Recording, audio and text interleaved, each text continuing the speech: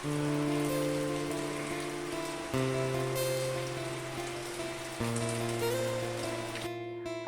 কি শান্তি! দীর্ঘদিন পর বৃষ্টি রানীর দেখা দিয়েছে। গাছগুলি যেন নতুন করে তাদের প্রাণ ফিরে পেল। বন্ধুরা নমস্কার, বন্ধুরা কেমন আছেন? স্বাতী মণ্ডলের ডেইলি ব্লগ ভিডিওতে আপনাদের সকলকে জানাই স্বাগত। আজকে সারা দিনটা যেন একা একাই কেটে গেল। তার কারণ, মেয়েকে সেই 11:15 নাগাদ ওর বাবা স্কুলে ছেড়ে দিয়ে এসেছে। ওর যে আগামীকাল ওই 21 জুন যে বিশ্ব গান দিবস হিসাবে সৌরেন্দ্র সৌম্যজিতের একাডেমি থেকে যে সেলিব্রেট করছে, সেখানে তো ও পার্টিসিপেট করেছে। তার আজকে লাস্ট রিহার্সাল চলছে। 11:30টার সময় ওর বাবা স্কুলে ছেড়ে দিয়ে এসেছিল, আর ও বাড়ি ফিরেছে 8:30। আজকে এই ঘটনা থেকে আমার একটি নতুন অভিজ্ঞতা তৈরি হলো। এই যে দেখুন, বৃষ্টির মধ্যে আমি আর অহনার বাবা দুজনে চলে গেছি মেয়েকে আনতে। তখন ঘড়ির কাঁটায় বাজে 7:30।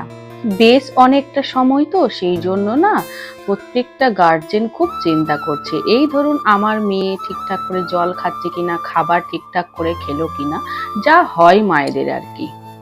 ওই যে আমি অভিজ্ঞতার কথা বললাম না, এই আর কি, ভালোবাসা আর মোহর মধ্যে কোনটাকে বেশি প্রাধান্য দেওয়া উচিত মাঝে মধ্যে না আমি খুঁজে পাই না।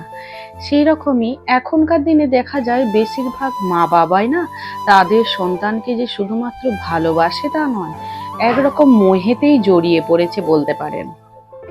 আমি আমার মেয়েকে যখন স্কুলে পাঠাই তখন সব রকমের সুযোগ সুবিধা দিয়েই পাঠাই, যাতে ওর কোনো অসুবিধাই না পড়তে হয়। তার মানে এটা বুঝতে হয় যেন যে আমার মেয়ে আমার চোখের সামনেই আছে। কিন্তু এটা কিন্তু ঠিক নয় বন্ধুরা, আমার মনে হয় এটা খুবই ভুল করছি আমরা। সন্তানকে যদি একটু আলাদা করে না ছাড়ি, ওরা ওদের নতুন দৃষ্টিভঙ্গি দিয়ে সমাজকে কিভাবে দেখবে বলুন তো? আমরা বইয়ে পড়েছি পুরাতনকালে শিষ্যদের কিভাবে শিক্ষা দেওয়া হতো, গুরুকুলে পাঠানো হতো, বাড়ি থেকে অনেকটা দূরে। এই যে বাড়ি ছেড়ে যাওয়া একটি সন্তান ও শিষ্যের জন্য অত্যন্ত শুভ লক্ষণ বলে মনে হয় আমার। যখন সে বাড়ি থেকে অনেকটা দূরে থাকবে, তখন সে নতুন কিছু শেখার চেষ্টা করবে, নতুনভাবে বোঝার চেষ্টা করবে, কখন কাকে আক্রমণ করতে হয় আর কখন পিছু হটতে হয়।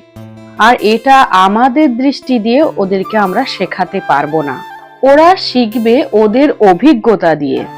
তাই আমাদের এটাই করা উচিত, যদি আমরা আমাদের সন্তানের বিকাশ চাই তাহলে কখনো কখনো ওকে নিজের থেকে দূরে নিয়ে যেতে হয়।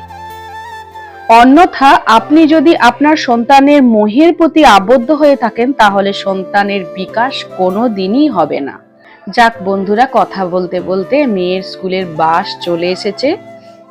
বন্ধুরা, মেয়ের জন্য যতক্ষণ আমরা ওখানে অপেক্ষা করছিলাম না, গার্জেনদের আকুতি আর চিন্তা ভাবনা দেখে আমি আর আমার হাজবেন্ড এই কথাগুলোই আলোচনা করছিলাম। সেটুকুই আপনাদের সঙ্গে একটু শেয়ার করলাম বন্ধুরা। ভুল ত্রুটি যদি হয়ে থাকে, কিছু যদি ভুল বলি ক্ষমা করবেন। ওদের স্কুল থেকে প্রায় 100 জনের মতো স্টুডেন্টকে নিয়ে গেছে। তো দুটো বাস ওরা করেছে, স্কুল কর্তৃপক্ষ দুটো ভলভো বাস, এসি বাস করেছে, ওদের কোনো অসুবিধা হবে না। আর ম্যামরা খুব যত্ন সহকারে কেয়ার নিয়ে ওদেরকে ফিরিয়ে নিয়ে আসছে। চলুন ওকে নামিয়ে নিই, বাস দাঁড়িয়ে গেছে, নামিয়ে নিয়ে বাড়ি ফিরে। বৃষ্টিটা আবার দেখুন ঝিরিঝিরি বেশ ভালোই পড়ছে।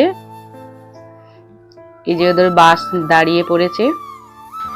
মেয়ে খুব ক্লান্ত হয়ে গেছে, বলছে ওকে একটু খাবার দিয়ে দিই। ও বলছে আমাকে খাবার দিয়ে দাও, আমি খেয়েই শুয়ে পড়বো।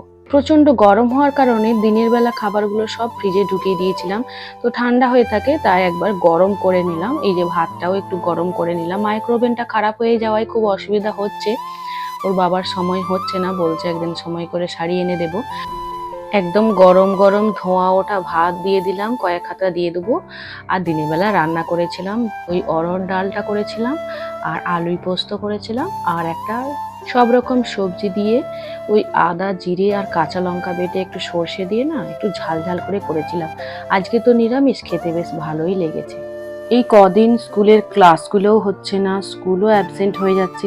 তবে ম্যাম বলেছে স্কুলে প্রেজেন্টটা করে দেবে, কিন্তু স্কুলের ক্লাসগুলো মানে পড়াগুলো তো বুঝতে পারছে না, এটা একটু পিছিয়ে গেল। যাই হোক, ওকে বলতে হবে যেন ম্যানেজ করে নেয়, ওর তো ভারী মজা, পড়তে হচ্ছে না।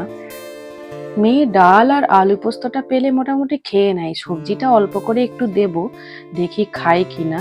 খেতে খারাপ হয়নি, বেশ ঝাল ঝাল হয়েছে, আর ও ঝাল খেতে পছন্দ করে। এই বাটিটা না খুব পাতলা, এই দেখুন উল্টে গেল দিতে গিয়ে। আর এক হাতে করে দিচ্ছি তো একটু অসুবিধা হচ্ছে, যাই হোক পড়ে যায়নি, আমি দিয়ে দিয়েছি। আর টেবিলে ম্যাডাম বসে গেছে এখন, বাবা চোখ মুখ একদম বড় বড় করে দেখছে আমার দিকে। ও কি বলতে চাইছে বলুন তো? মা একটা ডিম ভেজে দিলে না, ও একটা ডিম ভেজে দিতে বলেছিল, আমার আর ইচ্ছে করলো না, বৃহস্পতিবার তো, আর ওর বাবাকেও দেবো না, নিজে তো খাবোই না।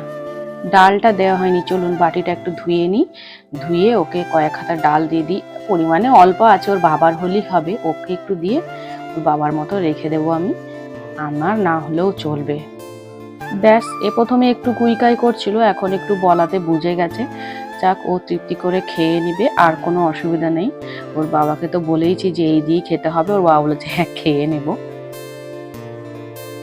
এই দেখুন খেতে শুরু করে দিয়েছে, আঙুলটা চেটেই যাচ্ছে, এখন খাবারে হাতই দেয়নি। যাই হোক আমি এরপর খাবারগুলো একটু ঢাকা দিয়ে দিই, কারণ এখন তো খুব একটা রাত হয়নি, ও খেয়ে শুয়ে পড়বে। আমাদের খেতে প্রায় 9:30 তো বাজবেই, 9:30 পৌনে 10টার আগে বসবো না। আচ্ছা বন্ধুরা, ভিডিওটা আমি এখানেই রাখবো। আগামীকাল আবারও নতুন একটা ব্লগ নিয়ে হাজির হয়ে যাব। আপনারা সকলে ভালো থাকবেন। Tata, by.